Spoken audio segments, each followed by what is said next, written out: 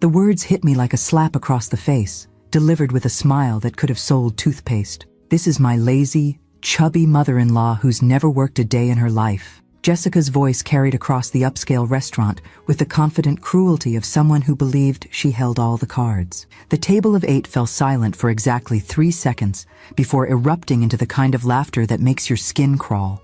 Not genuine amusement, but the performative mockery that passes for wit among people who mistake cruelty for cleverness. I sat frozen in my chair, fork halfway to my mouth, watching my son Brian's face cycle through embarrassment, resignation, and something that looked suspiciously like relief. Relief that his fiancée had finally said out loud what he'd apparently been thinking all along. "Oh my God, Jessica, you're terrible," squealed her maid of honor, a bottle blonde named Brittany, whose voice could shatter crystal. But honestly, it's so refreshing to meet someone who actually says what everyone's thinking. What everyone's thinking. I set down my fork and looked around the table at the faces of people I'd never met before tonight.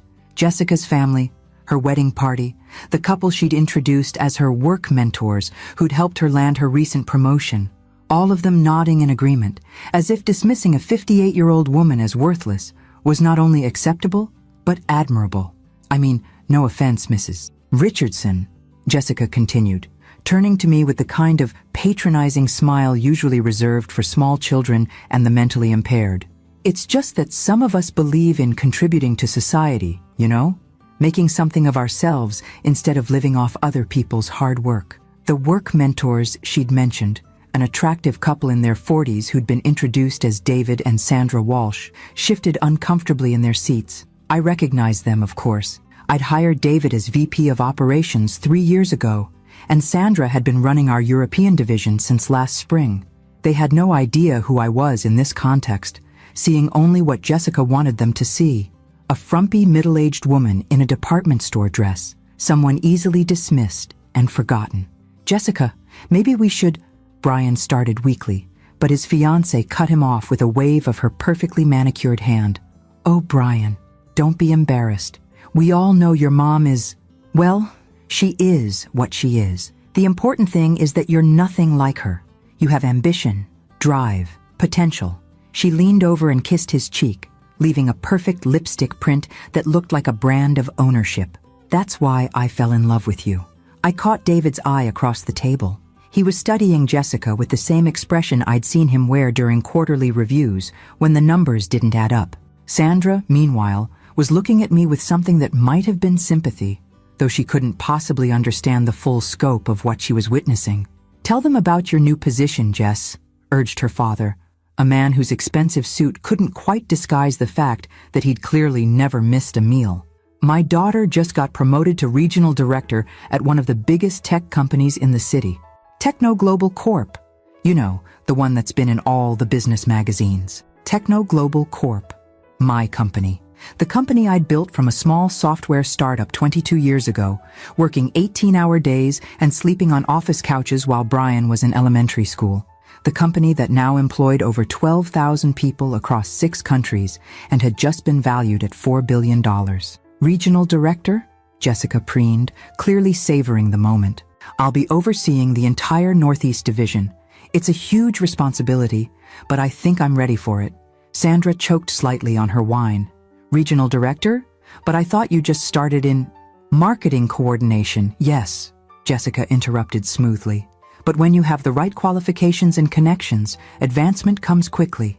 I have an MBA from Wharton, 5 years of experience at Goldman Sachs, and excellent references from my previous consulting work." Every word was a lie. I knew because I'd personally reviewed her employment file after Brian had mentioned she'd gotten a job at my company. Jessica had a bachelor's degree in communications from a state school, no MBA from anywhere, and her previous work experience consisted of 2 years as a receptionist at a small accounting firm. She'd been hired as a junior marketing assistant 6 months ago, and her supervisor had already flagged concerns about her work quality and attitude. "That's incredible," gushed Brittany. "And Brian, you must be so proud to be marrying someone so accomplished." "I am," Brian said, but his voice lacked conviction. He was looking at me with an expression I'd seen too often lately, a mixture of guilt and justification, as if he were trying to convince himself that abandoning his mother was a necessary step in his own evolution. "It's funny," David said slowly, his tone carefully neutral. "I don't recall approving any promotions to regional director recently. In fact, I'm pretty sure those positions require board approval." Jessica's smile flickered for just a moment, before returning at full wattage. "Well, it's not official yet, of course, but my supervisor hinted very strongly that it's in the works. Apparently, I've made quite an impression on the executive team." "Have you now?" Sandra murmured, taking another sip of wine while studying Jessica with the kind of forensic attention she usually reserved for budget discrepancies. The conversation moved on to wedding plans and honeymoon destinations, but I found myself watching the dynamics at the table with the analytical mind that had served me well in boardrooms and negotiations. Jessica held court like a small-town queen, basking in the attention and approval of people who clearly saw her as their ticket to a higher social stratum. Her parents hung on every word she spoke about her important career and influential connections. Brian sat beside her like an accessory, occasionally offering weak smiles, but contributing little to the conversation. And I sat at the end of the table like a piece of furniture no one particularly wanted, but couldn't quite figure out how to discard. "So, what do you do with your time, Mrs. Richardson?" asked Jessica's mother, a woman whose face had been pulled so tight by cosmetic surgery that she looked perpetually surprised. "I mean, since you don't work or anything." "I read," I said quietly. "I volunteer. I spend time in my garden." "How quaint," she replied with the kind of smile that wasn't really a smile at all. "I suppose everyone needs hobbies to fill the time." Hobbies. As if the hours I spent reviewing quarterly reports, attending board meetings, and making decisions that affected thousands of employees were somehow equivalent to collecting stamps or needlepoint. "Mom's actually very smart," Brian said suddenly, and for a moment my heart lifted. "She reads all sorts of complicated books, business journals, that kind of thing. She just never did anything with it. Never did anything with it." I looked at my son, the boy I'd raised alone after his father died when he was 8, the young man I'd put through college and graduate school, the adult who lived in a condo I'd quietly purchased and whose car payments I'd been covering for the past 3 years, and realized that he genuinely believed what he was saying. Brian had no idea what I actually did for a living. In his mind, I was exactly what Jessica had described, a kept woman who'd somehow managed to support them both through the mysterious mechanisms of dead husband's life insurance and careful budgeting. I'd worked so hard to keep my professional life separate from my personal life, to protect him from the gold diggers and social climbers who inevitably appeared when people learned about my wealth. I'd wanted him to be loved for who he was, not what his mother could provide. Looking at Jessica's calculating eyes and Brian's embarrassed posture, I realized my strategy had backfired spectacularly. "Well," Jessica said, raising her wine glass in a mock toast, "here's to family. Even the ones who don't quite fit the mold we'd choose for ourselves." The table laughed again, that same cruel sound that would echo in my memory for years to come. But this time, I noticed something else. David and Sandra weren't laughing. They were watching Jessica with the kind of professional interest that usually preceded very uncomfortable conversations about job performance and career prospects. I smiled and raised my own glass, meeting Jessica's eyes across the table. "To family," I agreed, "and to the interesting surprises that await us all." Jessica had no idea how prophetic those words would prove to be, but she was about to find out. The drive home from the restaurant passed in suffocating silence, broken only by the soft hum of my Mercedes engine and Brian's occasional sighs from the passenger seat. He'd asked for a ride after Jessica had left with her friends for some kind of pre-wedding celebration, claiming he was too tired to deal with all that female energy, as if cruelty had a gender. "Mom," he said finally as we pulled into my driveway, "about what Jessica said tonight. What about it? She didn't mean anything by it. She's just protective of what we're building together. Sometimes she gets a little intense when she feels like our relationship is being threatened." I turned off the engine and looked at my son in the amber glow of the streetlights. At 32, Brian was still handsome in the soft way of men who'd never faced real adversity, his features unmarked by the kind of stress that came from making decisions that affected thousands of people, or staying awake nights worrying about quarterly earnings and employee benefits. Brian, In what way is my existence threatening your relationship? It's not your existence exactly. It's just, he ran his hands through his hair, a gesture I remembered from his childhood when he was trying to explain why he hadn't done his homework or why he'd broken something valuable. Jessica comes from a family where everyone works hard and achieves things. Her parents are both doctors. Her brother's a lawyer. She's climbing the corporate ladder. And then there's you. Then there's me. You know what I mean. You've never had a career, never really contributed to society in a meaningful way. Jessica worries that I might inherit that same kind of complacency. I thought about the board meeting I'd attended just that morning, where we'd approved a $30 million expansion into the Asian market, about the employee wellness program I'd implemented last quarter that had reduced turnover by 40%, about the scholarship fund I'd established that had put over 200 underprivileged students through college. Brian, what do you think I do all day? I don't know. Read, I guess. Garden. Go to lunch with other women who don't work. Normal retired person stuff. I'm 58 years old. Most people don't retire at 58. Most people can't afford to retire at 58. You're lucky Dad left you well provided for. Dad, my husband Michael, who died of a heart attack when his construction business was drowning in debt and our savings were gone. The man whose life insurance policy had barely covered the funeral expenses, let alone provided for a comfortable retirement. Brian, do you have any idea how much money your father left us? I don't know the exact amount, but it must have been substantial. I mean, you paid for my education, bought this house, never seemed to worry about money. The life insurance was $25,000. After funeral expenses, I had about $12,000 left. Brian stared at me as if I'd suddenly started speaking a foreign language. That's not possible. How did you pay for college? How do you afford to live here? How do you think? I don't know. I assumed you had investments or Dad had savings I didn't know about or... Brian, I work. I've always worked. I've been working since you were 8 years old. But you're always home when I call. You never mention a job. You've never... I work from home most days. I travel when necessary, but I've always arranged my schedule around your needs. When you were young, it was school events and soccer practice. Now it's family dinners and occasions like tonight. He was quiet for a long moment, processing this information with the slow deliberation of someone whose fundamental assumptions about reality were being challenged. What kind of work do you do? I run a business. What kind of business? I thought about the simplest way to explain it, watching his face for signs that he was ready to hear the truth. Technology consulting, software development, corporate solutions, like Jessica's company, Techno Global, something like that. Brian leaned back in his seat, looking at me with a mixture of confusion and what might have been disappointment. Why didn't you ever tell me? Because I wanted you to value people for who they are, not what they can provide for you. I wanted you to choose relationships based on character rather than calculation. You didn't trust me. I was protecting you from people who might see you as an opportunity rather than a person. People like Jessica?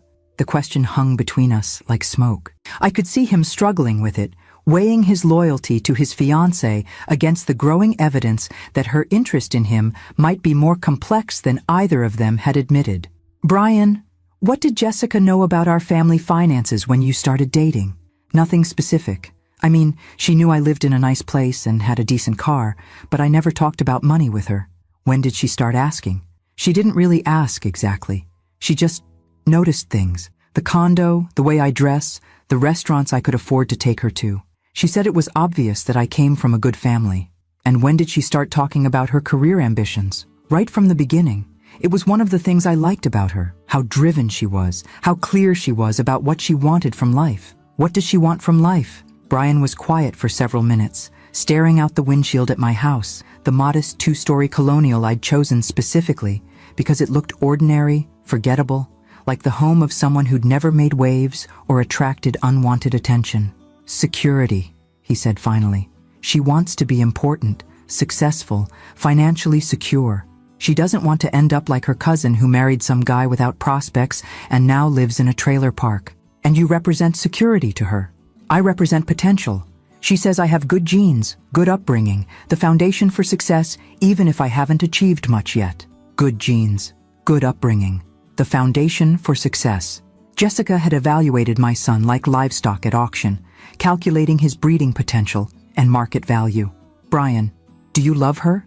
"Of course I love her." "Why?" The question seemed to surprise him. "Why?"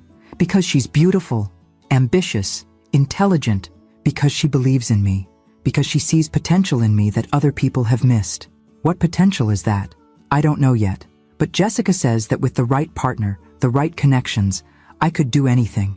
She has plans for us, for the kind of life we can build together." Plans. I thought about Jessica's confident lies at dinner, her casual cruelty toward me, her fictional promotion to regional director.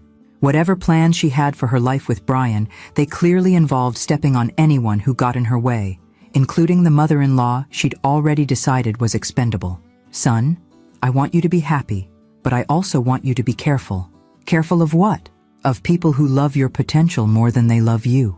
Brian got out of the car without responding, walking toward his own car with the stiff posture of someone who'd received information they didn't know how to process.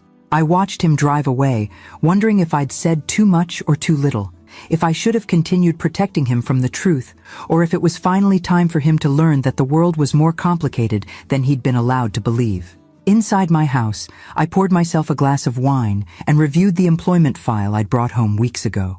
Jessica Morgan's complete personnel record, including the fabricated resume that had somehow made it past our initial screening process. Tomorrow, I would have to decide whether to handle this situation as Brian's mother or as the CEO of the company his fiancée was actively attempting to defraud.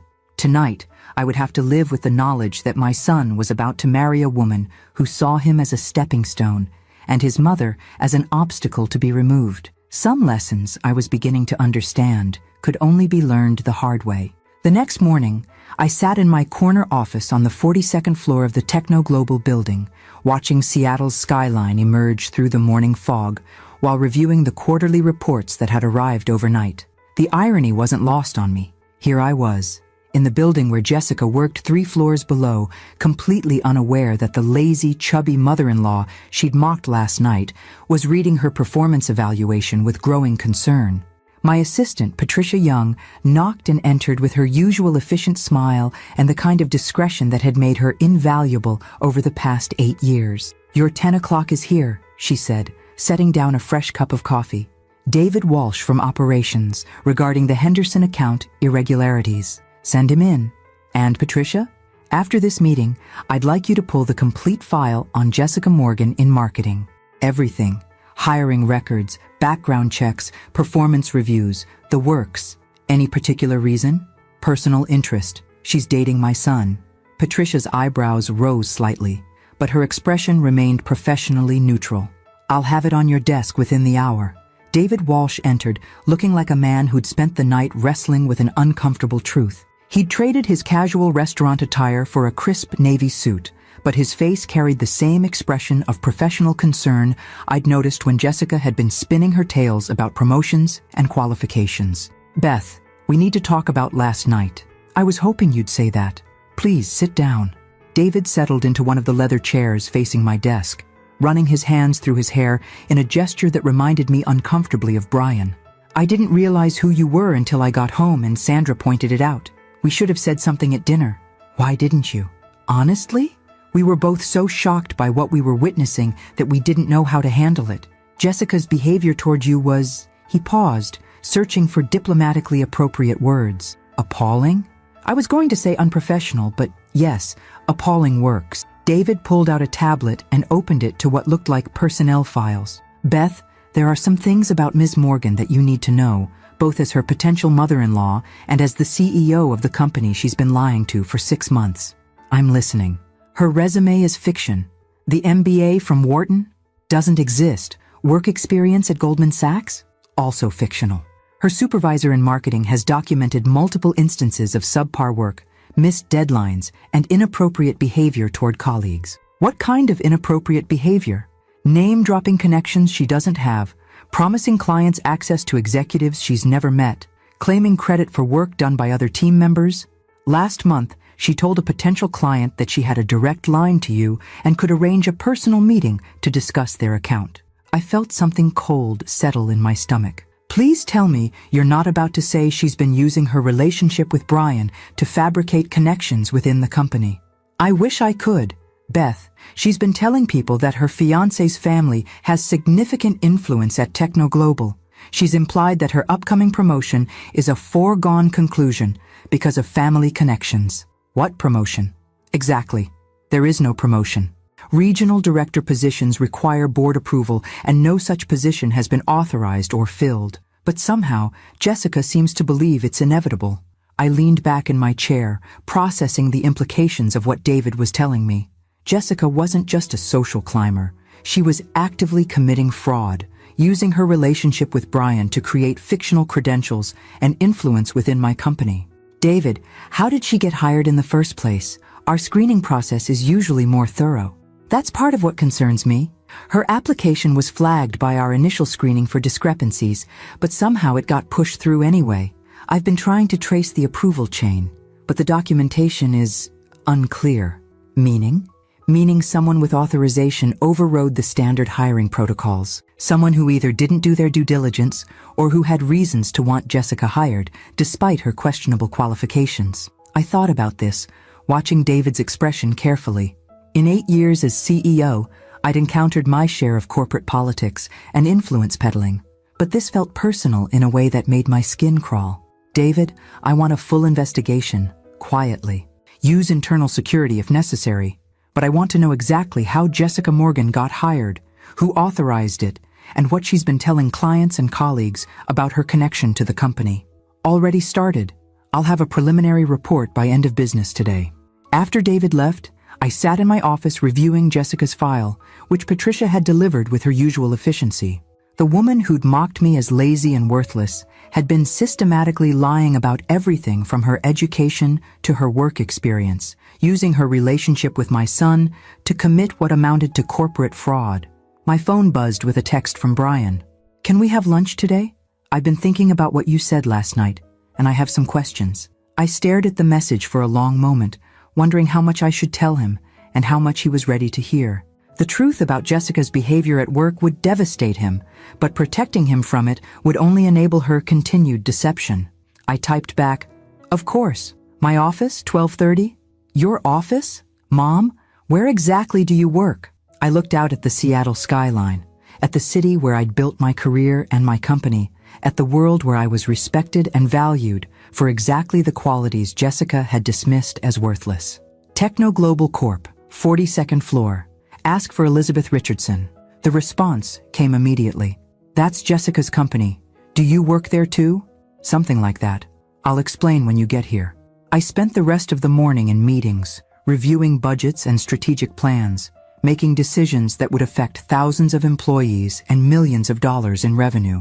The same activities that Jessica had characterized as laziness, that Brian had dismissed as normal retired person stuff. At 12:15, Patricia buzzed me. Your son is here. He's in the lobby asking for directions to Elizabeth Richardson's office. Security wants to know if they should escort him up. Send him up. And Patricia, when he arrives, I want you to introduce me properly. How would you like me to introduce you? I thought about Jessica's cruel laughter, about Brian's embarrassed silence, about the years I'd spent protecting him from the truth about our circumstances and our capabilities, as exactly who I am. 5 minutes later, Patricia opened my office door and ushered in my son, whose face was already showing signs of confusion and dawning comprehension. Brian Richardson, she said with perfect professional courtesy. I'd like you to meet Elizabeth Richardson, Chief Executive Officer of Techno Global Corporation. Brian stood in my office doorway, looking from Patricia to me to the wall behind my desk, where my degrees and awards were displayed, his expression cycling through disbelief, recognition, and something that looked like panic. Mom? He said weakly. Hello, sweetheart. We need to talk. As Patricia closed the door behind her, leaving us alone in my office with its floor-to-ceiling windows and view of the city I'd helped shape, I realized that the conversation we were about to have would change everything. Not just Brian's understanding of who his mother was, but his understanding of who his fiancée really was, and what she'd been willing to do to get what she wanted. Some truths, I was learning, had perfect timing. And Jessica Morgan was about to discover that her timing had been catastrophically wrong. Brian stood frozen in the doorway of my office for 30 seconds that felt like 30 minutes, his eyes moving from the mahogany desk to the awards on the walls to the city view that cost more per square foot than most people made in a year. When he finally moved, it was to sink into one of the leather chairs facing my desk like a man whose legs had suddenly stopped working. "You're the CEO," he said, his voice barely above a whisper. "You're actually the CEO of Techno Global." "I am." "For how long?" 22 years. "I started the company when you were 10 years old." He stared at me as if I'd suddenly sprouted wings. "You started Techno Global? You built this whole company?" "From a small software consulting firm operating out of our garage, yes. The same garage where you used to play while I worked on proposals and coding projects." "I remember that. I thought you were doing homework or something. Playing computer games." "I was building the foundation of what would become a $4 billion corporation." Brian's face went pale. $4 billion? Give or take a few $100 million, depending on market fluctuations. He was quiet for a long time, processing information that clearly contradicted everything he'd believed about his life, his mother, and his place in the world. When he finally spoke, his voice carried a note of accusation that I'd been dreading. "You lied to me. For 22 years you let me believe we were just ordinary, middle class, getting by. I protected you. There's a difference. Protected me from what? From people like Jessica." The words hung between us like a live wire. Brian's expression shifted from confusion to something approaching anger. "What's that supposed to mean?" I opened my desk drawer and pulled out Jessica's personnel file, setting it on the desk between us. "Brian, Jessica doesn't just work at this company. She's been lying about her qualifications, fabricating her work experience, and using her relationship with you to commit corporate fraud. That's not possible. Her MBA from Wharton doesn't exist. She never worked at Goldman Sachs. Her previous work experience consists of 2 years as a receptionist. She's been telling clients that she has family connections at Techno Global and can arrange meetings with executives she's never met." Brian's face flushed red. "You're investigating my fiancée?" "I'm investigating an employee who has been lying on company documents and misrepresenting herself to clients. The fact that she's your fiancée is complicated." "Complicated? Mom, this is my life we're talking about, my relationship, my future wife." "Brian, she called me lazy and worthless in front of a table full of people. She's been telling everyone that she's getting promoted to regional director, a position that doesn't exist and hasn't been authorized. Last night at dinner, she lied about every aspect of her professional qualifications. Maybe she was just nervous, meeting new people, trying to make a good impression." I looked at my son, this grown man who was still making excuses for someone who'd publicly humiliated his mother, and felt a deep sadness settle in my chest. 22 years of trying to raise him with good values, and he was still more concerned with protecting his fiancée's feelings than facing uncomfortable truths about her character. "Brian, I want you to watch something." I turned my laptop around so he could see the screen, then opened a video file from our internal security system. "This is from last week's client meeting. Jessica is presenting to the Morrison account." The video showed Jessica in our main conference room, talking to 3 executives from a potential client company. Brian watched as his fiancée gestured confidently toward a presentation that looked professional and polished. "I don't see anything wrong with this," he said. "Listen to what she's saying." I turned up the volume so we could hear Jessica's voice clearly. "Of course, having family connections at the executive level gives me unique insights into how Techno Global operates. My future mother-in-law has significant influence here, which means I can guarantee the kind of access and attention that other account managers can't provide." Brian's mouth fell open. There's more." I fast-forwarded to another part of the recording. "As someone who's essentially guaranteed a promotion to regional director, I can assure you that your account will receive priority treatment at the highest levels of the organization." "Oh, God." "Brian, she's been selling access to me, to meetings I've never agreed to, for accounts I've never reviewed, based on influence she doesn't have, and promotions that don't exist." My son put his head in his hands, and for a moment he looked exactly like he had as a child when he'd realized he was in trouble for something he couldn't talk his way out of. "How long have you known?" "I've suspected something was wrong since her background check came back with irregularities 6 months ago. I confirmed it yesterday after dinner." 6 months? His head snapped up. "You've known about this for 6 months and you didn't tell me?" I hoped I was wrong. I hoped that the woman my son was planning to marry wasn't actively lying to my company and using our family name to commit fraud. Our family name? Brian, do you understand what this means? Jessica has been telling people that she has connections to the CEO of Techno Global through family relationships. She's been implying that marrying into our family will advance her career. She's been treating you like a business acquisition. The color drained from his face completely. You can't know that for certain. Actually, I can. I pulled out another file, this one thicker and marked with the Techno Global Legal Department seal. I had our corporate security team conduct a discreet investigation into her communications and activities. Brian, Jessica has been researching our family's financial situation for months. She knows about the house, the investments, even details about my compensation package. How is that possible? Public records, mostly. CEO salaries are disclosed in annual reports. Property records are available through county databases. Stock holdings can be tracked through SEC filings. Jessica has been very thorough in her research. Brian stared at the documents as if they were written in a foreign language. Why would she research our finances? Because she's been planning this relationship like a business transaction. The devoted girlfriend act, the career ambitions, the way she talks about your potential. It's all been calculated to position herself for maximum financial and professional benefit. You're saying she doesn't love me. I looked at my son, this man I'd raised and protected, and tried to prepare for a world that was more complicated than either of us had wanted it to be, and wished I could spare him the answer to his question. I'm saying that Jessica loves what you represent, access to wealth, social status, professional connections. Whether she loves you, I paused, choosing my words carefully. I think that's something you need to determine for yourself. Brian was quiet for several minutes, staring out the window at the city below. When he finally spoke, his voice was different, smaller, more uncertain than I'd heard it in years. What happens now? Now you have to decide what kind of man you want to be, and what kind of woman you want to marry. And Jessica? What happens to her? I thought about the investigation David was conducting, about the fraudulent resume and the fake credentials and the clients who'd been promised access they would never receive. That depends on what our investigation reveals and whether she's committed fireable offenses. But Brian, regardless of what happens professionally, you need to understand that Jessica has been lying to you about fundamental aspects of who she is and what she wants from your relationship. The wedding is in 6 weeks. I know. All the deposits have been paid. The invitations have been sent.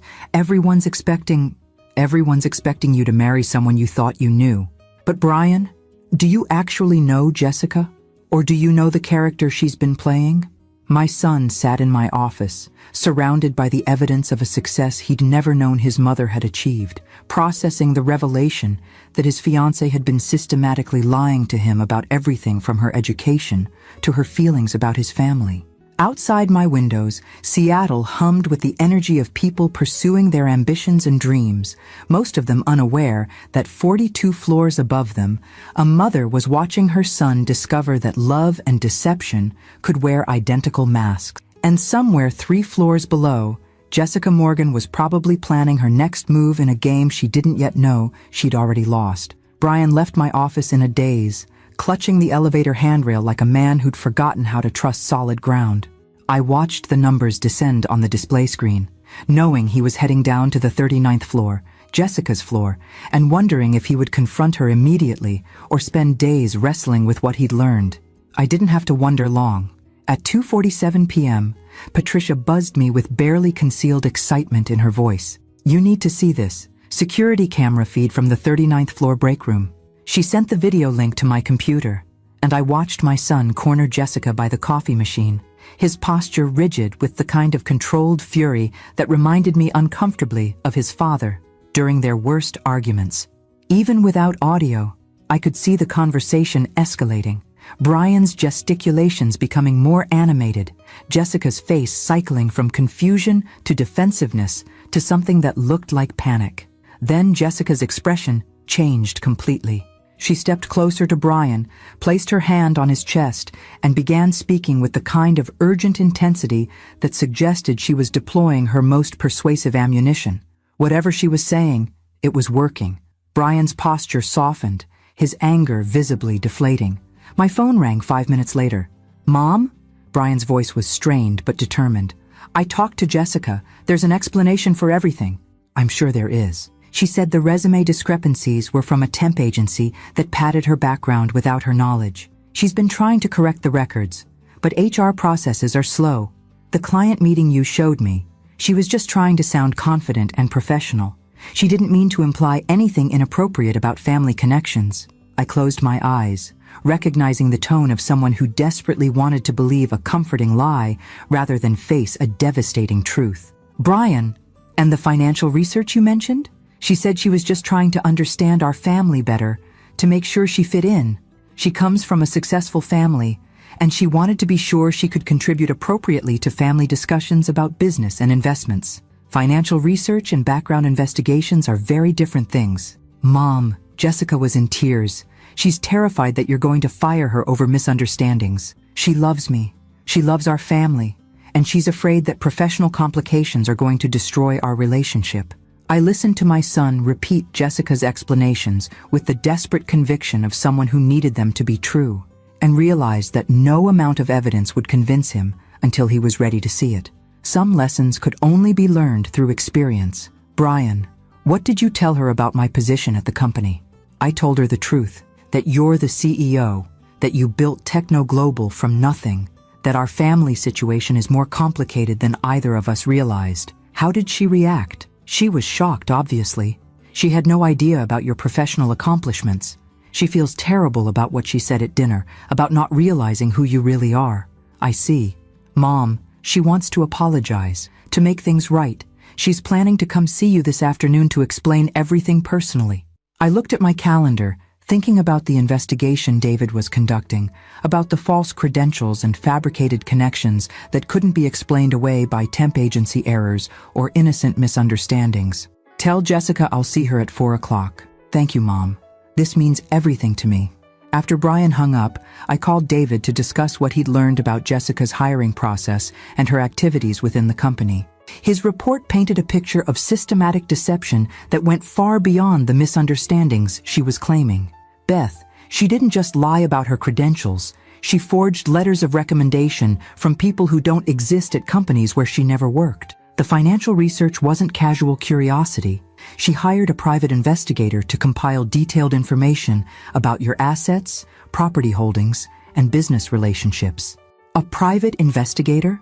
Professional grade background check. The kind of thing you'd do if you were planning a merger or acquisition.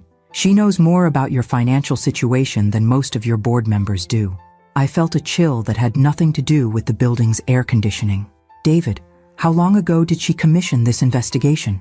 "The invoices date back 14 months. She was researching your family before she started dating Brian." 14 months. Jessica had been planning her relationship with my son since before their first date, treating courtship like corporate espionage and marriage like a business acquisition. At exactly 4 o'clock, Patricia announced that Jessica had arrived. She entered my office transformed. Gone was the confident, mocking woman from dinner, replaced by someone who projected vulnerability and sincere remorse. Her designer clothes had been swapped for a modest blue dress. Her makeup was subtly applied to suggest she'd been crying, and her posture radiated the kind of humble contrition that might have been convincing if I hadn't seen the security footage of her confident performance with Brian just hours earlier. "Mrs. Richardson," she began, her voice trembling with perfectly calibrated emotion, "I cannot tell you how mortified I am about last night. I had no idea who you are, what you've accomplished, what an incredible woman raised the man I love. Please, sit down." She settled into the chair Brian had occupied that morning, arranging herself with the unconscious grace of someone who knew how to use physical presence as a tool of persuasion. "I want to explain about the resume issues. When I started job hunting last year, I used a placement agency that said they would optimize my background for the positions I was seeking. I didn't realize they were actually fabricating credentials until I started working here and had to provide documentation for my employee file." "Which placement agency?" "Elite Professional Services. They're based in Portland, I think. I've been trying to contact them to get the situation corrected, but they seem to have gone out of business." I made a note to have David verify the existence of Elite Professional Services, though I suspected the search would prove fruitless. "Jessica, I understand you've been telling clients that you have family connections within TechnoGlobal's executive structure. That was a terrible misunderstanding. I was trying to sound confident and knowledgeable during client presentations, and I may have overstated my familiarity with company operations. I never intended to imply that I had inappropriate access or influence, but you did imply it. Specifically, I realize that now, and I'm deeply sorry. I'm still learning professional protocols, and I clearly overstepped. It won't happen again. I studied Jessica's face, noting the way she maintained eye contact while delivering explanations that sounded reasonable on the surface, but crumbled under scrutiny. She was good, very good at this kind of performance. No wonder Brian had been convinced. Jessica, tell me about your relationship with my son. When did you first learn about our family's financial situation? I didn't know anything specific until today. I mean, Brian lives well, drives a nice car, takes me to good restaurants, so I assumed his family was comfortable. But I had no idea about the extent of your business success. You never researched our family background? Her pause was barely perceptible, but I caught it, the moment when she calculated whether to continue lying or acknowledge what she knew I might have discovered. I may have looked up some public information, she admitted. Nothing invasive, just the kind of basic research anyone might do when they're serious about someone. Property records, that sort of thing. I wanted to understand what kind of family I might be marrying into. What did you find in your research? That you own a beautiful home, that Brian comes from a stable background. Nothing more than that. I opened my desk drawer and pulled out a copy of the private investigator's report David had obtained. 47 pages of detailed financial analysis, property records, business relationships, and personal information that went far beyond casual curiosity. Jessica, this is a professional background investigation commissioned by you and paid for with your personal credit card. It includes details about my compensation, stock holdings, board memberships, and personal relationships. This isn't casual research. This is corporate-level intelligence gathering. Her face went pale, but her voice remained steady. I don't understand what that is. I never commissioned any investigation. The credit card records show payments to Morrison Investigative Services over a period of 6 months. The invoices are addressed to your apartment. Someone must have stolen my identity, used my credit card fraudulently. I'll need to file a police report immediately. I watched Jessica weave increasingly elaborate explanations for evidence that clearly contradicted her claims and realized that she would continue lying until the consequences made denial impossible. Jessica, I'm going to be direct with you. Our security investigation has uncovered systematic deception regarding your credentials, your work performance, and your intentions regarding our family. Tomorrow morning, Human Resources will be conducting a formal review of your employment status. Mrs. Richardson, please. I love Brian more than anything in the world. Yes, I made mistakes, but they came from inexperience and poor judgment, not malicious intent. Don't let professional misunderstandings destroy our family. Our family. As if she'd already secured her position and was now defending territory she considered rightfully hers. Jessica, the evidence suggests you've been planning your relationship with Brian as a strategic business decision. That's not love, that's calculation. You're wrong. I love Brian for who he is, not what his family can provide. I looked at this young woman who'd researched my finances before their first date, lied about her credentials to get a job at my company, and mocked me as lazy and worthless just 24 hours ago, and realized that she genuinely believed her own performance. I hope that's true, I said finally. Because tomorrow you're going to discover what Brian is like when he doesn't have his mother's resources to fall back on. Jessica left my office with the same composed dignity she'd brought to the meeting, but I could see the calculation behind her eyes as she processed this new development. She thought she was playing chess with an amateur. She was about to learn that she'd challenged a grandmaster. The Human Resources meeting began at 9 o'clock sharp the next morning in the sterile conference room on the 38th floor that I'd deliberately chosen for its lack of windows, no view to distract from the uncomfortable business at hand. Jessica arrived precisely on time, accompanied by a lawyer she'd somehow managed to retain overnight, a thin man in an expensive suit who introduced himself as Richard Sterling from Barrett and Associates. Ms. Morgan, said Jennifer Martinez, our head of human resources, consulting the thick folder spread before her. We're here to discuss several serious concerns regarding your employment with Techno Global Corporation. I sat at the far end of the table, officially present as CEO, but maintaining the professional distance necessary for what was about to unfold. David Walsh sat beside Jennifer, his expression grave as he prepared to present the findings of our investigation.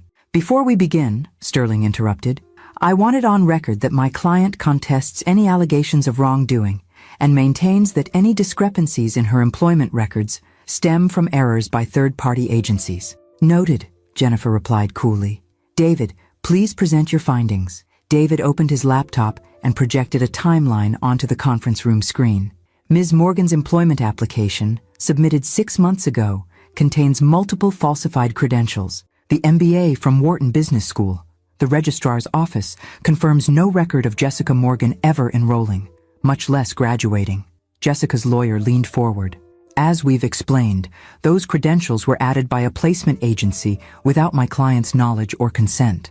"Elite Professional Services?" David asked. "We contacted the Portland Better Business Bureau, the Oregon Secretary of State, and the IRS. No business by that name has ever been registered, licensed, or filed taxes in Oregon or any other state." Sterling's confident expression flickered. "It's possible the agency operated under a different legal name." "Mr. Sterling," Jennifer interrupted, "we also investigated the letters of recommendation included in Ms. Morgan's file. The signatures are forged, and the supposed references from Goldman Sachs and McKinsey & Company don't exist as employees or former employees of those firms." I watched Jessica's face carefully as the evidence mounted. She maintained her composed mask, but I could see the calculation behind her eyes, weighing lies against exposure, considering which story might still save her position. "Furthermore," David continued, "our review of Ms. Morgan's client interactions reveals multiple instances of misrepresentation. She has promised clients access to senior executives without authorization, claimed authority to make decisions beyond her job scope, and explicitly stated that family connections guarantee her professional advancement." "The Morrison account meeting," Jennifer added, pulling up another screen, "where Ms. Morgan specifically told clients that her future mother-in-law has significant influence at Techno Global and could guarantee access and attention that other account managers can't provide." Sterling turned to Jessica, clearly blindsided by the specificity of the evidence. She leaned over to whisper something urgent in his ear, her composure finally beginning to crack. "My client may have overstated her familiarity with company operations," Sterling said carefully. "But youthful enthusiasm and poor judgment don't constitute grounds for termination."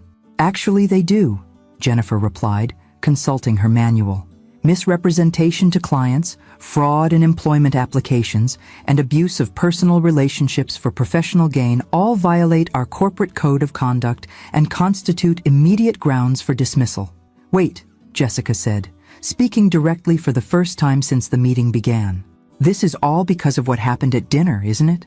Because I didn't know who Mrs. Richardson really was?" The question hung in the air like smoke. I could see everyone at the table processing the implication that this was personal vendetta rather than professional consequence. "Ms. Morgan," I said quietly, "your employment review was initiated before our dinner. The investigation into your credentials began 6 months ago when your background check revealed inconsistencies. What happened at dinner simply accelerated our timeline. But you're Brian's mother. This is a conflict of interest. You can't make employment decisions about your son's fiancée." "Actually, I can," Jennifer interjected. "As CEO, Mrs. Richardson has ultimate authority over all personnel decisions. However, this review has been conducted by the Human Resources Department according to standard corporate protocols." David pulled up another document. "Ms. Morgan, we also need to discuss the private investigation you commissioned regarding Mrs. Richardson's financial situation. Morrison Investigative Services provided us with copies of their invoices and reports at your request." "I told you that must have been credit card fraud." "The investigator confirmed multiple phone conversations with you regarding the scope and details of the investigation. They have recordings." Sterling looked like a man who was rapidly running out of legal strategies. "My client invokes her right to remain silent regarding any questions about—" "This isn't a criminal proceeding," Jennifer said. "It's an employment review. Ms. Morgan, Do you have any explanation for commissioning a detailed financial investigation of a company executive's personal assets? Jessica was quiet for a long moment, her mask finally slipping to reveal something desperate and calculating underneath. When she spoke, her voice carried a note of defiance I hadn't heard before. "I was protecting myself," she said. "Brian comes from money. That was obvious from how he lived, what he could afford. I needed to know what I was getting into, what kind of family dynamics I might be dealing with. Rich families can be complicated. So you hired a professional investigator to research your boyfriend's family finances? I hired someone to help me understand what I was getting involved with. That's not illegal." "No, but it's certainly calculating," David observed. "Ms. Morgan, according to the investigation timeline, you commissioned this report before your third date with Brian Richardson. You were researching his family's wealth while you were still getting to know him as a person." I felt something cold settle in my stomach. Jessica hadn't just planned their relationship. She'd been evaluating Brian as a financial opportunity from the very beginning. "That's not how it was," Jessica said, but her voice lacked conviction. I wanted to be prepared." "Prepared for what?" Jennifer asked. "For a serious relationship with someone from a different background than mine."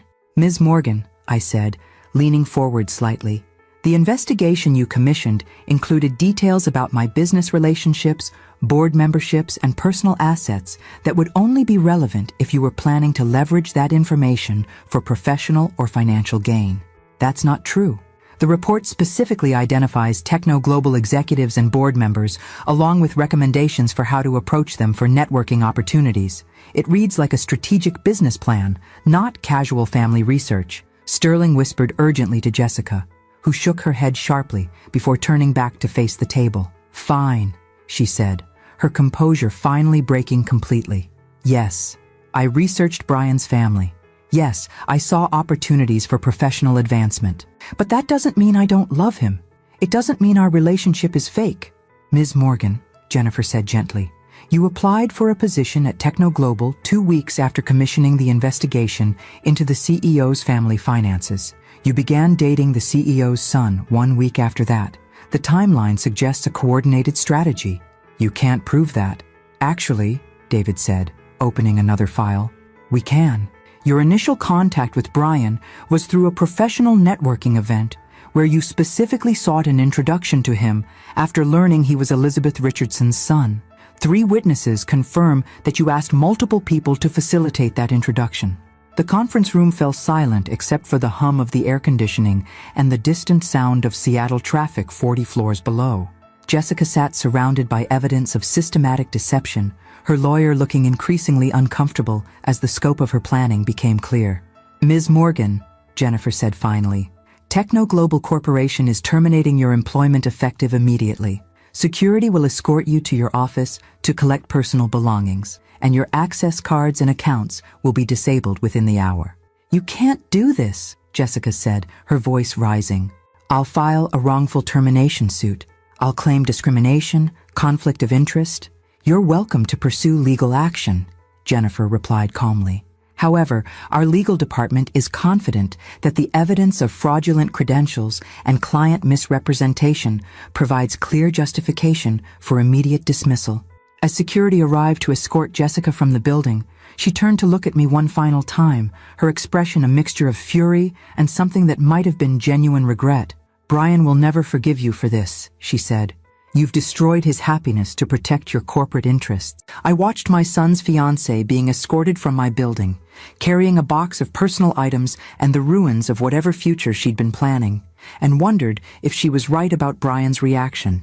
But somewhere beneath the sadness, I felt something else. Relief that the truth was finally exposed, whatever the cost might be. Some lessons I was learning could only be taught through consequences. And Jessica Morgan had just received an education in the difference between opportunity and entitlement. The phone call came at 6:17 p.m. while I was reviewing quarterly projections in my home office, surrounded by the comfortable familiarity of books and family photographs that suddenly felt like artifacts from a simpler time.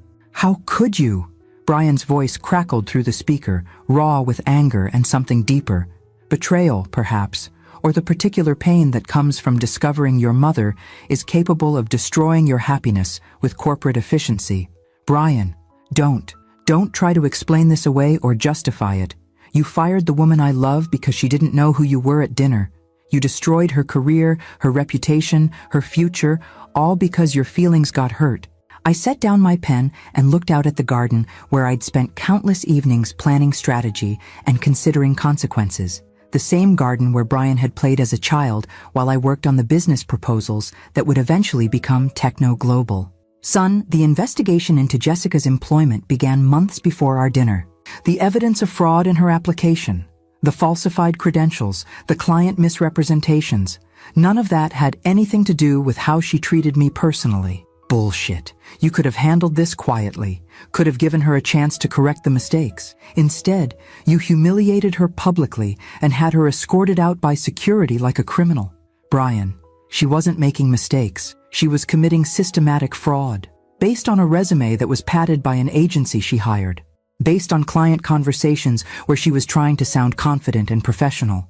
You turned innocent errors into career-ending offenses because she didn't show you proper respect. I heard the echo of Jessica's voice in his words, the same explanations and justifications she'd deployed in my office, and realized she'd spent the afternoon crafting a narrative that positioned her as victim rather than perpetrator. What did Jessica tell you about the private investigator? What private investigator? The one she hired to research our family's finances.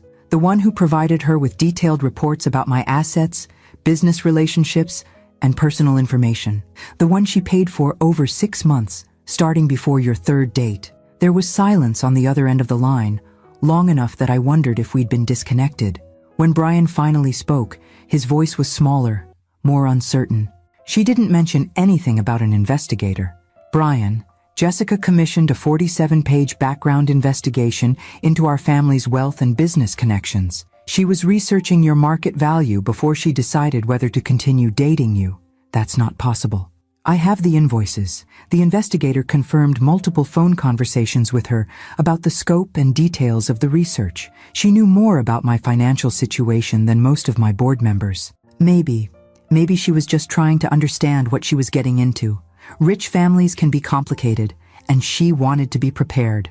I heard the desperation in his voice, the need to find innocent explanations for evidence that pointed toward calculated manipulation. Brian, the investigation included specific recommendations for how to approach techno-global executives for networking opportunities. It identified board members and their personal interests, along with strategies for leveraging family connections for professional advancement. This wasn't casual research. It was corporate intelligence gathering. You're making it sound worse than it was. I'm telling you exactly what it was. Jessica planned your relationship like a business acquisition. She researched our family's assets, identified professional opportunities, and pursued you as a strategic investment. She loves me. She loves what you represent. Access to wealth, social status, professional connections. Brian, she applied for a job at my company 2 weeks after commissioning the investigation into our family. She sought an introduction to you at a networking event after learning you were my son. Multiple witnesses confirm that she specifically asked people to facilitate that meeting. The silence stretched longer this time, and I could hear the sound of traffic in the background, suggesting Brian was driving somewhere, processing information that contradicted everything he'd believed about his relationship. "Where are you going?" I asked. "To see Jessica. To get her side of this." "Brian, wait. Before you see her, there's something else you need to know." "What now?" I hesitated, knowing that what I was about to tell him would either open his eyes or drive him further into denial. "The timeline, son. Jessica began researching our family 14 months ago. She applied for the techno-global position 13 months ago. She sought an introduction to you 12 months ago. Your first date was 11 months ago. So, Brian, Jessica was planning your relationship for a full month before you ever met. She knew who you were, who I was, what our family represented financially and professionally. When you thought you were meeting someone at random, she was executing a carefully planned strategy to get close to you. She wouldn't. The evidence is documented, son. Timeline, invoices, witness statements. Jessica didn't fall in love with you and then discover your family had money. She identified you as a target because your family had money, then executed a plan to make you fall in love with her. The phone was quiet for so long, I thought Brian had hung up. When he finally spoke, His voice was barely a whisper. "How long have you known?" "I've suspected something was wrong since her background check came back with inconsistencies 6 months ago. I confirmed the full scope yesterday after our conversation about her behavior at dinner. And you didn't tell me. I hoped I was wrong. I hoped the woman my son was planning to marry wasn't systematically lying to both of us. But she was. Yes." I heard Brian take a shaky breath, the sound of someone whose fundamental assumptions about reality were crumbling in real time. "Mom, what am I supposed to do now? The wedding is in 5 weeks. Everyone's expecting. I've told everyone how happy I am, how perfect she is, how lucky I am to have found someone who loves me for who I am." "Brian, except she doesn't love me for who I am, does she? She loves me for what I can provide, for what our family can provide. I'm not a person to her. I'm a business opportunity." I felt my heart break for my son. This man who'd been so eager to believe someone valued him that he'd ignored every red flag along the way. "Son, you are worthy of being loved for who you are. But Jessica isn't capable of that kind of love. She's capable of calculation, manipulation, strategic planning, but not the kind of authentic connection that makes a marriage work. How could I not see it? How could I be so blind? Because you trusted someone you thought cared about you.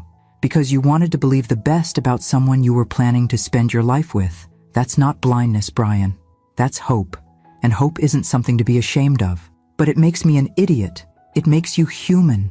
And it makes you someone who's capable of real love, even if Jessica wasn't worthy of it." Brian was quiet for several minutes, and I could hear the sound of a car door closing, suggesting he'd arrived at Jessica's apartment. The conversation was about to move from theoretical to immediate, from evidence and analysis to confrontation and consequences. "Brian, whatever she tells you tonight, remember that people who truly love you don't research your family's financial situation before deciding whether you're worth dating. They don't lie about their credentials to get jobs at your mother's company. They don't treat your family like obstacles to be managed or assets to be leveraged. I know.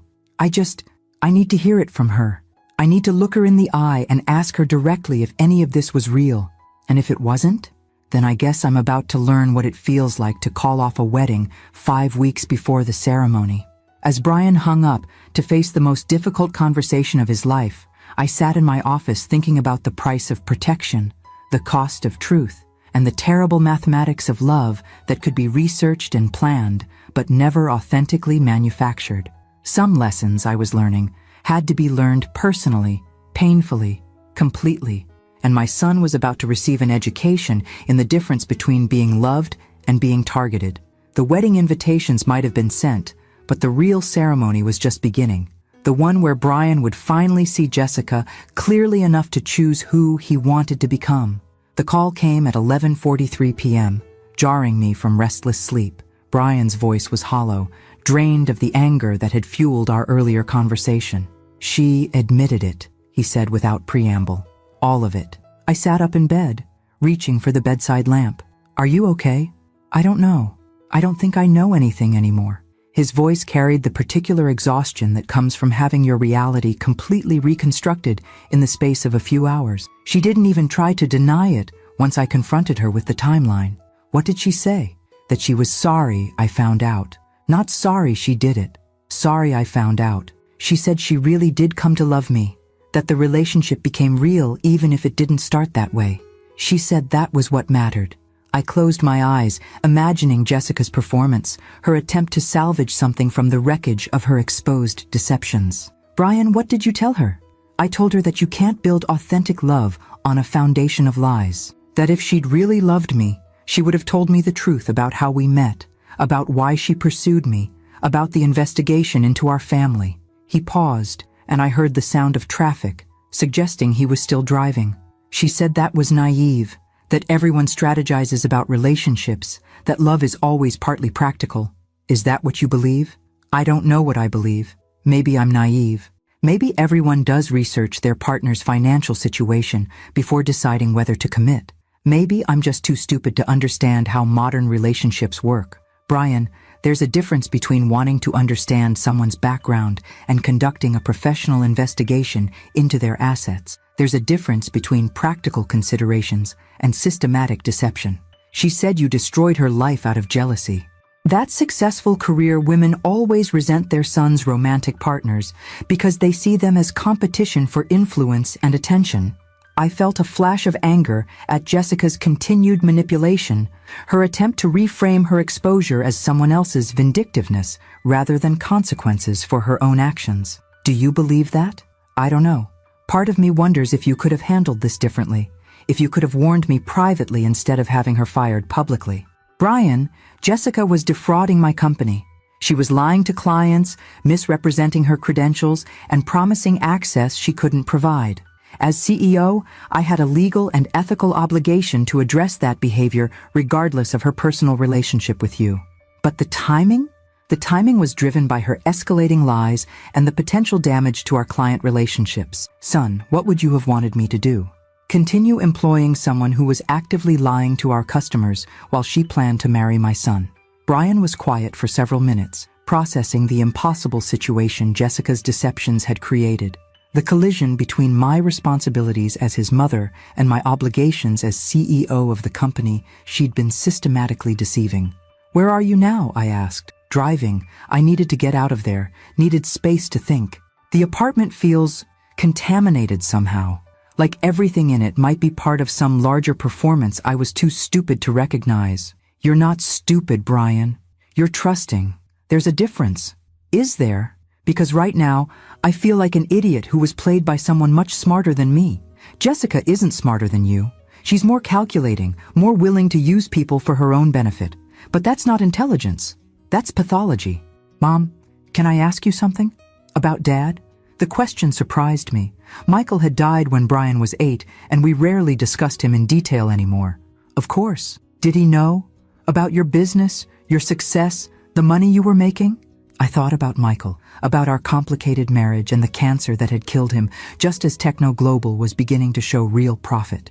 Your father knew I was building something, but he died before he could see how successful it would become. We'd always planned to be partners in the business, but his illness and death changed everything. So he married you before you were successful. He married me when I was a struggling single mother with a 5-year-old son and big dreams about software development.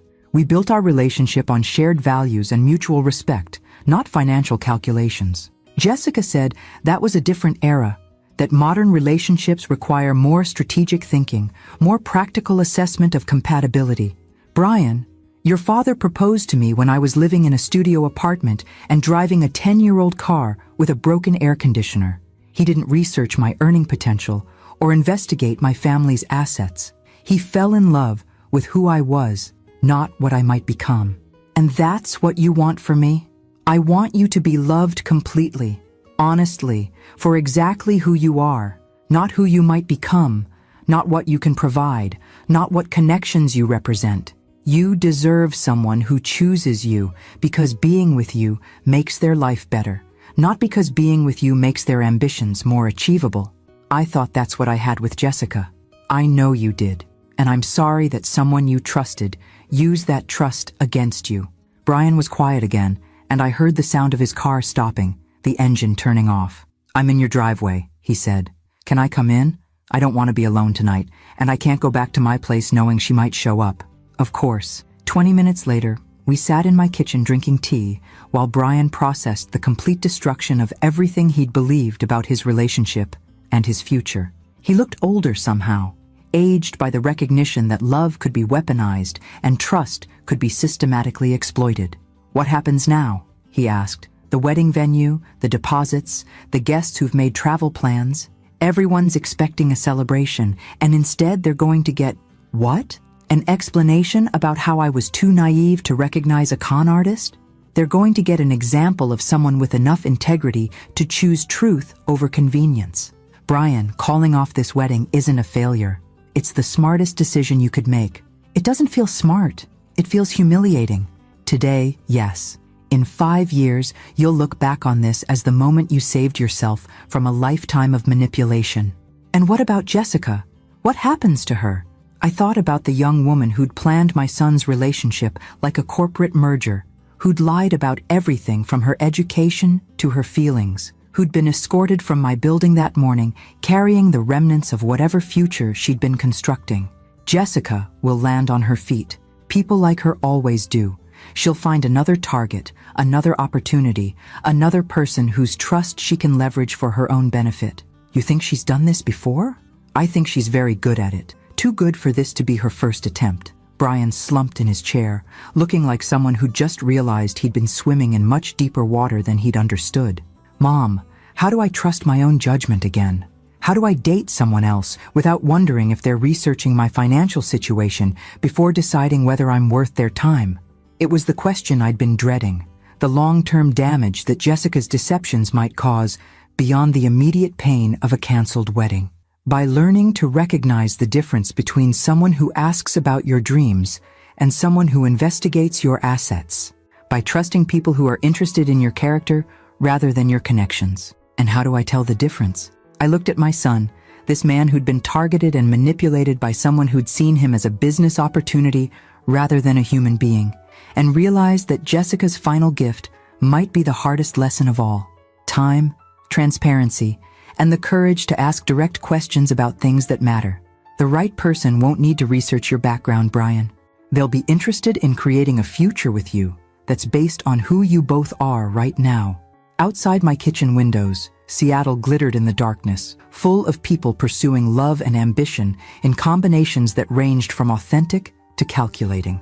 Somewhere in that city, Jessica was probably already planning her next move, her next target, her next strategic relationship. But tonight, my son was safe in my kitchen, processing the truth about manipulation disguised as love and beginning the difficult work of rebuilding trust in his own judgment. Some educations I was learning came with a price that felt unbearable in the moment but proved invaluable over time. Brian was about to discover what it meant to be truly free to choose love over strategy. And Jessica was about to learn that some games had consequences that lasted longer than the pleasure of playing them. The wedding venue looked like a crime scene when Brian and I arrived the next morning to handle the cancellation. Elegant chairs arranged in perfect rows, white linens draped with military precision, flowers that had cost more than most people's monthly salary, all of it waiting for a ceremony that would never happen. Jesus, Brian whispered, stopping in the doorway of the reception hall. Looking at all this makes it real. The event coordinator, a woman named Patricia, whose smile had probably survived countless bridezilla meltdowns, approached with her tablet and the kind of professional sympathy reserved for genuine disasters. Mr. Richardson, I received your call this morning, and I have to say, I'm so sorry for whatever circumstances have led to this decision. Thank you, Brian said, his voice still carrying the hollow quality of someone in shock. We need to cancel everything. The ceremony, the reception, the catering, all of it. Of course, I should mention that given the timing, 5 weeks before the event, there will be substantial cancellation fees according to your contract. I watched Brian's face as he calculated the financial impact of Jessica's deceptions, the money that would be lost beyond the emotional devastation she'd caused. How much are we talking about? He asked. Patricia consulted her tablet. The ceremony and reception deposits total $47,000. According to the cancellation clause, you'll forfeit approximately 60% of that amount, nearly $30,000. Money Brian had saved carefully over months, money he'd invested in what he'd thought was the beginning of his life with someone who loved him. I'll cover it, I said quietly. Mom, no. This is my mistake, my responsibility. Brian, this isn't your mistake. This is fraud, and fraud has victims. You're not responsible for the financial consequences of someone else's deceptions. Patricia looked between us with the careful neutrality of someone who'd witnessed family dynamics in crisis before. If I may suggest, we can work with you on the timeline for payments, and there are some elements of the contract that might be negotiable given the circumstances. Why, what do you mean? I asked. Well, without going into detail, cancellations due to discovered fraud or misrepresentation sometimes fall under different contractual provisions. If you're willing to provide documentation of the circumstances, we might be able to minimize the financial impact. I thought about the investigation files, the employment termination records, the timeline of Jessica's systematic deceptions that had led to this moment. We can provide documentation. An hour later, we'd reduced the cancellation penalties by 2/3 and arranged for the return of most deposits, a small victory in the larger catastrophe of Brian's canceled future. What about the guests? Brian asked as we walked back to my car. People have made travel arrangements, bought gifts, requested time off work. How do I explain to everyone that the woman I've been talking about for months turned out to be a complete fabrication? You tell them the truth, that you discovered information about your fiancé that made marriage impossible. The truth? The truth is that I was too naive to recognize a con artist. The truth is that I fell in love with someone who was researching my family's bank account before our third date. Brian, the truth is that someone targeted you systematically and professionally. That's not a failure of judgment on your part. That's criminal behavior on hers. We drove in silence through Seattle's morning traffic, both of us processing the magnitude of what we were dismantling. A year of relationship, months of wedding planning, a future that had seemed certain just 48 hours ago. Mom, can I ask you something about your work? Of course. Do you ever feel guilty about having money? About the advantages it creates? The way it changes how people see you? I thought about the question, remembering my own journey from struggling single mother to successful CEO, the gradual recognition that wealth brought both opportunities and complications. I feel responsible for using it wisely. Money is a tool, Brian. It can be used to help or harm, to build or destroy. Jessica saw our family's wealth as something to exploit. I try to see it as something to steward responsibly. But doesn't it make relationships complicated? How do you know if people like you for yourself or for what you can provide? By being careful about who you trust with the information. By building relationships slowly, based on shared values and genuine compatibility. By watching how people treat others who can't benefit them. Like how Jessica treated you at dinner? Exactly. When someone shows you contempt for people they consider beneath them, they're showing you who they really are. Jessica's cruelty toward me wasn't about not knowing my position, it was about her character. Brian nodded slowly, processing this perspective. I keep thinking about things she said, things I dismissed at the time. Comments about your appearance, your lifestyle, your lack of ambition. I thought she was just direct. She was establishing dominance, making it clear that she saw herself as superior to your family, that marrying you would be charity work on her part. God, how did I not see it? Because you're not cruel, Brian. Because it doesn't occur to you to treat people that way, so you didn't recognize it as a strategy. We pulled into my driveway, and I could see Patricia's car in my garage. My assistant had agreed to help us manage the logistics of unwinding a wedding that had been built on systematic deception. Beth? Patricia called from the kitchen as we entered. I've contacted the caterer, the florist, and the photographer. Most of them are being understanding about the circumstances, especially with the documentation we provided. Thank you.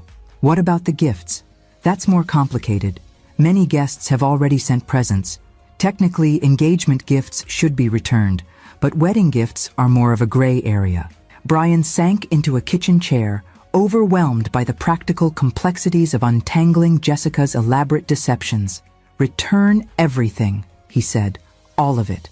I don't want anything that was given based on lies about what kind of person I was marrying. Brian, that's going to be a massive undertaking, Patricia warned. We're talking about probably 100 gifts from family and friends. I don't care. Jessica accepted those gifts under false pretenses. The least I can do is make sure people get their money back. I watched my son make this decision with something approaching pride. Even in the midst of personal devastation, he was choosing integrity over convenience. There's one more thing, Patricia said hesitantly. Jessica called the office this morning. Several times. She wants to speak with you about working together to minimize the damage from what she's calling a misunderstanding. Brian's face darkened. She's still trying to manage the narrative. What did you tell her? I asked. That all communication should go through our legal department. But Beth, she seemed very confident that she could convince Brian to reconsider. She kept saying that people make mistakes, that love means forgiveness, that throwing away a relationship over business complications was destructive to everyone involved. Business complications, Brian repeated. She's calling fraud and systematic deception business complications. Jessica has spent months crafting a version of reality that serves her interests, I said. She's not going to abandon that narrative just because it's been exposed. She'll keep trying to convince you that the problem is everyone else's overreaction, not her behavior. Well, she's going to be disappointed. I've seen enough evidence to understand exactly who she is and what she was doing. Brian looked around my kitchen, at the home where I'd raised him while building the company Jessica had tried to exploit. "Mom, I owe you an apology." "For what?" "For not defending you at dinner, for being embarrassed by what I thought was your lack of ambition, for being so desperate to believe Jessica loved me that I ignored how she treated the person who raised me." "Brian, you don't need to apologize for being hopeful about love. You need to learn from this experience, but you don't need to be ashamed of it. I'm ashamed of my cowardice, of sitting there while she mocked you, while she dismissed your worth in front of people who didn't know any better. And now you know better. Now you understand the difference between someone who deserves your protection and someone who needs your protection from the truth about themselves." Outside my kitchen windows, Seattle was moving through another ordinary day, people pursuing their ambitions and relationships with varying degrees of authenticity. Somewhere in the city, Jessica was probably planning her next move, her next target, her next strategic relationship. But in my kitchen, my son was learning the most valuable lesson I could teach him, that real love required no research, no investigation, no strategic planning. It required only courage, honesty, and the wisdom to choose character over calculation. The wedding might have been canceled, but Brian's education in the true nature of love was just beginning. And this time, he would be the one setting the standards. 2 years later, I stood in the same techno-global conference room where we'd terminated Jessica Morgan's employment, but this time, the atmosphere was celebratory rather than confrontational. The quarterly board meeting had just concluded with the announcement of our highest profits in company history, and I was preparing to make an announcement that would surprise everyone present. "Before we adjourn," I said, standing at the head of the polished table where 12 board members sat with their coffee and satisfied expressions, "I have something important to discuss regarding succession planning." The room fell silent with the kind of attention that multi-million-dollar decisions commanded. As many of you know, I've been considering transitioning from active CEO duties to an advisory role. Today, I'm pleased to announce that Brian Richardson has accepted the position of Chief Operating Officer, effective immediately, with a clear path to CEO succession over the next 18 months. David Walsh smiled broadly from his seat at the far end of the table. He'd been instrumental in Brian's development over the past year, mentoring him through the complexities of executive leadership with the patience of someone who understood the difference between nepotism and genuine qualification. "Brian has spent the past 2 years learning every aspect of our operations," I continued. "He's worked in customer service, software development, sales, and financial planning. His promotion to COO is based entirely on merit and performance, as evaluated by department heads who had no knowledge of his relationship to me during the review process." Sandra Walsh, now our Vice President of Global Operations, raised her hand. "Beth, what prompted this timeline? Brian's development has been impressive, but 18 months seems accelerated." It was a fair question, and one I'd been expecting. The board deserved to understand the reasoning behind what might appear to be rapid advancement. "2 reasons," I said, settling back into my chair. "First, Brian has demonstrated not just competence, but exceptional judgment under pressure. His handling of the Morrison account crisis last quarter, his leadership during the European expansion, and his development of our employee mentorship programs show he understands both the technical and human aspects of corporate leadership." "And second?" asked Robert Chen, our longest-serving board member. "Second, I want to ensure that when Brian assumes the CEO role, it's clear to everyone, employees, clients, competitors, that he earned the position through his own abilities, not family connections. The best way to do that is through transparent succession planning and documented performance."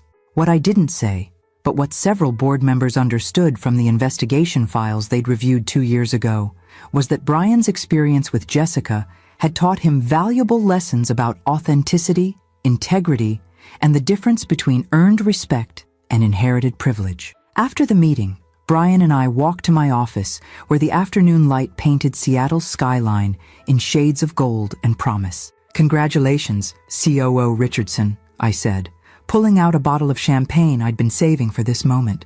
"It still feels surreal," Brian admitted, settling into the chair where he'd first learned the truth about Jessica's deceptions. 2 years ago, I thought success meant marrying someone who impressed other people. Now I'm realizing that success means becoming someone who impresses yourself. And what impresses you about yourself these days? The fact that I can recognize authentic relationships now, that I understand the difference between someone who supports my growth and someone who wants to exploit my opportunities. I thought about the changes I'd witnessed in Brian over the past 2 years, the careful way he'd rebuilt his social life, the deliberate process he'd developed for evaluating new relationships, the confidence that came from earning rather than inheriting his professional position. Speaking of relationships, I said, pouring champagne into 2 glasses, how are things going with Sarah? Brian's face lit up with genuine happiness. Good, really good. She doesn't know about the succession plan yet. I wanted to tell her myself tonight, but I think she'll be excited. Sarah Martinez was a software engineer Brian had met in our company's coding boot camp for women returning to the workforce after career interruptions. She was brilliant, independent, and had no idea about Brian's family connections when they'd first started dating. Their relationship had developed slowly, organically, based on shared interests and mutual respect. She still doesn't know who I am? I asked. She knows you're someone important at Techno Global. My references to my mom in relation to the company made that obvious. But she thinks you're like a department head or senior manager. I've been waiting for the right time to explain the full situation. And when will that be? Tonight, actually. I'm planning to tell her about the promotion, about my path to CEO, and about why I've been so careful about mixing personal and professional relationships. Are you nervous? Terrified, Brian admitted. But not because I'm worried she'll suddenly become interested in my prospects. I'm terrified because I'm in love with her, and I want to make sure our relationship can handle this level of honesty. I felt something warm settle in my chest, pride in Brian's growth, satisfaction in his choices, hope for his future happiness. Brian, real love doesn't need to be protected from truth. If Sarah is the right person for you, she'll be excited about your success because she cares about your happiness, not because she sees opportunity for herself. I know that intellectually. But after Jessica, you learn to recognize the difference between calculation and caring. Trust that education. We drank our champagne in comfortable silence, looking out at the city where Brian would soon be helping to shape the future of thousands of employees and millions of dollars in economic activity. Mom, can I ask you something? Do you ever think about what would have happened if you hadn't exposed Jessica's lies? If I'd married her without knowing the truth? I considered the question, imagining an alternate timeline where Jessica's deceptions had remained hidden, where Brian had built a life with someone who saw him as a business opportunity rather than a beloved partner. I think you would have figured it out eventually. Maybe not immediately, but authentic love and strategic manipulation can't coexist indefinitely.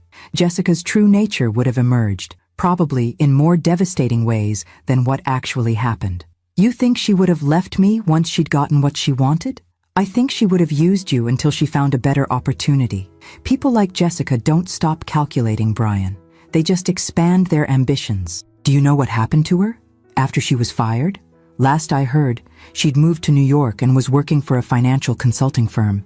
David mentioned that she'd married the managing partner's son about 6 months ago. So she found her target after all. She found a target. Whether she found happiness, that's between her and whatever conscience she possesses. As evening settled over Seattle, Brian prepared to leave for his dinner with Sarah, to share news that would change both their professional and personal futures. I watched him check his reflection in my office windows, adjusting his tie with the careful attention of someone who understood that how you presented yourself mattered, but that who you actually were mattered more.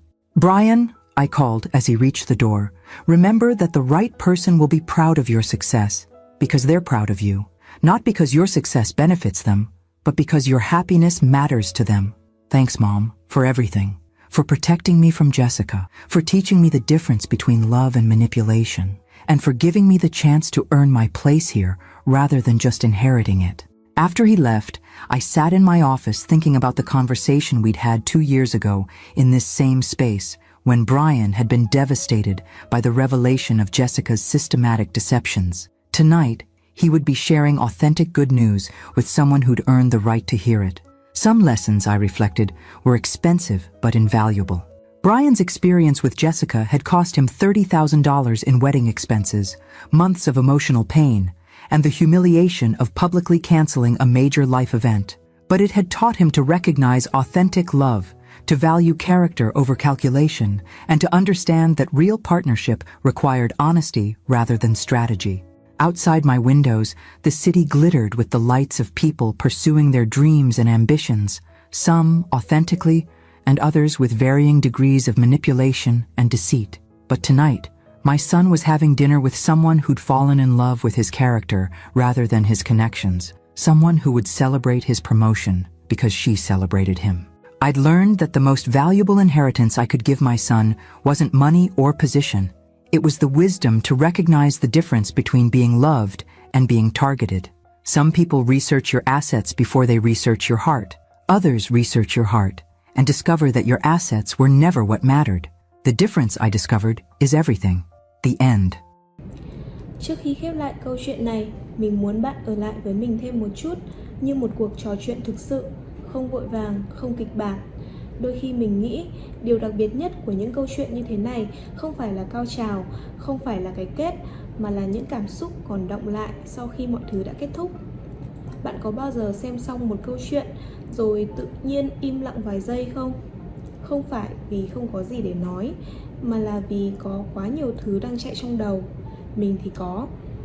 Và mỗi lần như vậy mình lại tự hỏi ngoài kia có bao nhiêu câu chuyện giống như thế này mà chúng ta chưa từng được nghe. Bao nhiêu con người đã trải qua những điều khó khăn như vậy nhưng không có ai kể lại. Bao nhiêu người phụ nữ đã phải mạnh mẽ trong im lặng mà không ai thực sự nhìn thấy. Đó là điều khiến mình luôn suy nghĩ rất nhiều sau mỗi video. Bởi vì sự mạnh mẽ không phải lúc nào cũng ồn ào. Nó không phải lúc nào cũng là những khoảnh khắc đứng trên sân khấu hay những chiến thắng rõ ràng để mọi người vỗ tay.